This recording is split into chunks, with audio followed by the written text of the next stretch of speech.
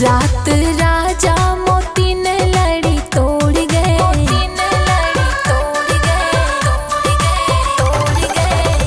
रात राजा मोती ने लड़ी तोड़ गए।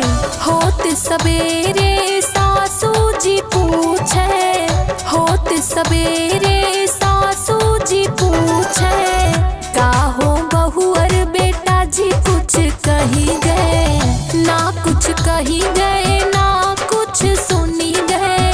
सासू जी तो से झगड़ा करन कही गए, सासू जी तो से झगड़ा करन कही गए। रात राजा मोती ने लड़ी तोड़ गए, रात राजा मोती ने लड़ी तोड़ गए।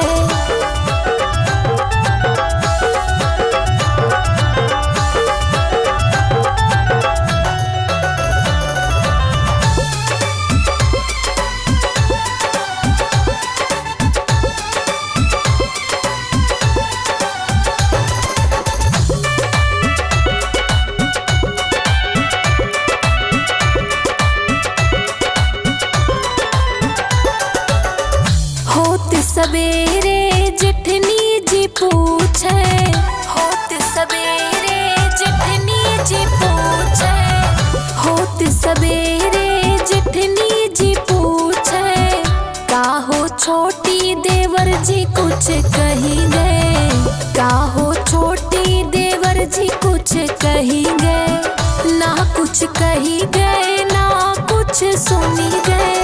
जेठनी जी तो काया लग करन कही गए, जेठनी जी तो काया लग करन कही गए। रात राजा मोती ने लड़ी तोड़ गए।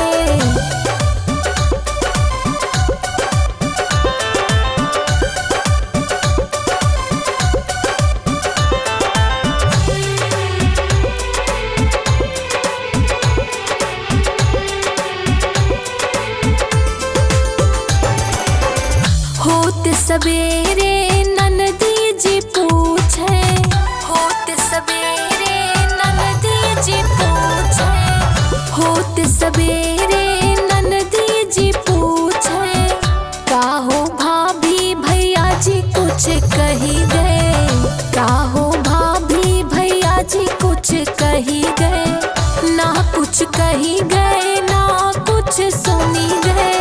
ननद जी तो का ससुराल भेजन कही गए। रात राजा मोती ने लड़ी तोड़ गए, रात राजा मोती